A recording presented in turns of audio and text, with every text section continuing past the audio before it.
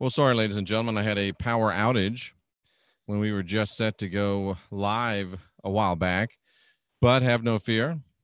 Power has been restored, and here I am bringing you this program. I'm Jeffrey Daugherty. Welcome to the Gospel Truth Channel, the Jeff Daugherty Show. Glad to have you all here, and I really appreciate your being here. I'm honored by your presence. Thank you very, very much. Now, I guess it's been about a week ago, the Pope was a victim of the fake news culture. Somebody put out a story that said there was no hell. Of course, the Pope believes that there is a hell. And it was a reporter that planted a fake news story. Now, some people question me on this, but I've done the research. And this reporter has a history of publishing fake news about the Pope. This reporter has a history of not recording nor using notes in any of his interviews. And this reporter has a history and has confessed himself saying, I don't always report what people say. Sometimes I extrapolate and just make up what I want them to say. I extrapolate what I think they said. So there you go. This reporter is a person who is known to produce fake news stories, a person that has produced a fake news story in the past about the Vatican, in fact, multiple ones. And he's done it enough for the Pope to know exactly who he is. So the question just didn't quite sit in my mind. The whole idea didn't just quite sit in my mind.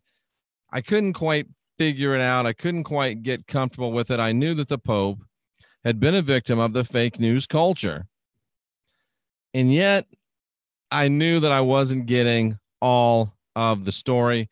It came to me today at the end of my meditations while I was open, and I was drawn to this article right here. And as I looked at this article, I saw the Pope making this very broad statement. Sharing fake news makes you an accomplice in evil, says the Pope. The first to use fake news was the serpent in the Garden of Eden, Pope Francis said. People, the Pope says, have a responsibility to check the source of what they share on social media to ensure that it is not fake news designed to further prejudices or increase fear, Pope Francis said. Fake news grabs people's attentions by appealing to stereotypes and common social prejudices and exploiting instantaneous emotions like anxiety, contempt, anger, and frustration, Pope Francis wrote in his message for World Communication Day of this year. The message is a reflection on the theme, The Truth Will Set You Free, Fake News and Journalism for Peace. World Communications Day was celebrated May 13th at the Vatican. Papal message was released January 24, Feast of St. Francis de Sales, patron saint of journalists. Fake news is so effective, the Pope said, because it mimics real news, but uses non-existent or distorted data to deceive and manipulate. And then he repeated his statement about the serpent being the first one to use fake news. And he went on to say that if you retweet or post false information, you're an unwilling accomplice in spreading biased and baseless ideas. True discernment, the Pope says, is very, very important. And where there's shouting, let us practice listening, he said. Where there's ambiguity, let us bring clarity. Where there's prejudice, let us awaken trust. Where there's hostility, let us bring respect. Falsehood, let us bring truth. I was especially drawn to the first words. People have a responsibility to check the source of what they share on social media to ensure it's not fake news designed to further prejudice or increase fear, Pope Francis said. So I asked myself, I said, self, Why did the Pope talk to a reporter that was known to give fake news? Now, part of the answer is because he is a head of state, and heads of state, like the American president, sometimes have to talk to reporters they don't want to talk to. But it seems like this guy had at least an unofficial audience with the Pope.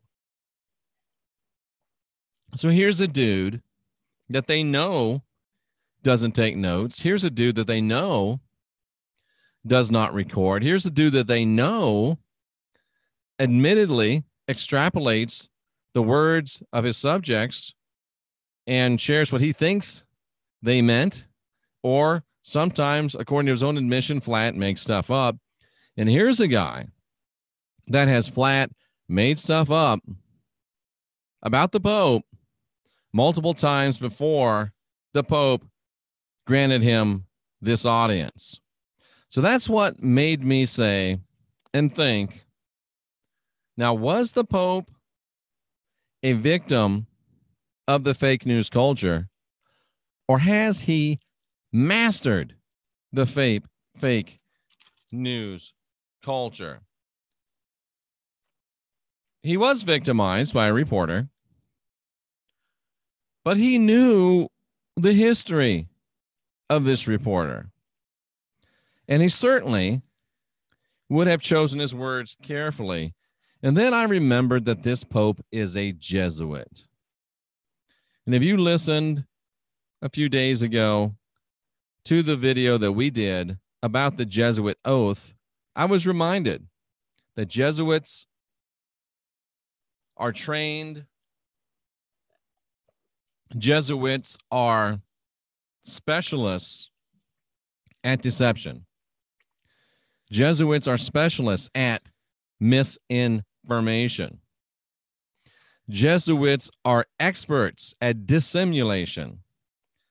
And if I were the Pope and I was captain of a sinking ship, and if I wanted to build sympathy for my organization, and especially if I wanted to build sympathy for my sinking organization within an organization, community of people that already don't trust the news media, what better way for me to do so than to invite a reporter that I know is a liar, invite a reporter that I know publishes fake news, invite a reporter that I know has done it before, and strategically, surgically, with Jesuit-like finesse, say just the right words, which would allow me credible deniability and would of course hide my true intention, but would feed this bottom-feeding pariah just enough information that he would go and write a story that would bring sympathy to the office of the papacy and to the Catholic Church as a whole among the very group that already distrusts and hates fake news. What I'm now convinced that Pope Francis did was acted like a Jesuit. Yes, he was a victim of fake news. Yes, he was a victim of an unscrupulous reporter. And that's the point. He knew this guy was unscrupulous. Sorry, he knew this guy published fake news. He knew this guy would twist his words.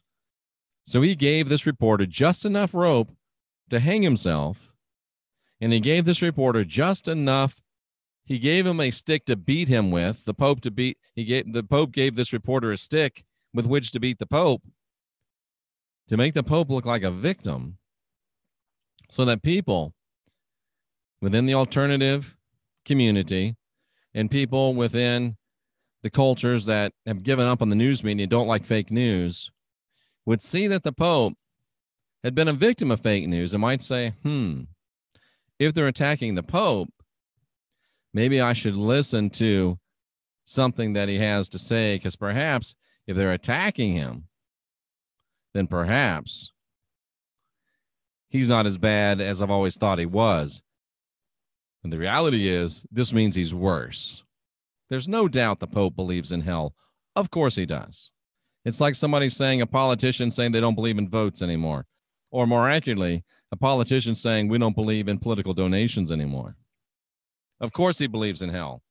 It's the lifeblood of his organization.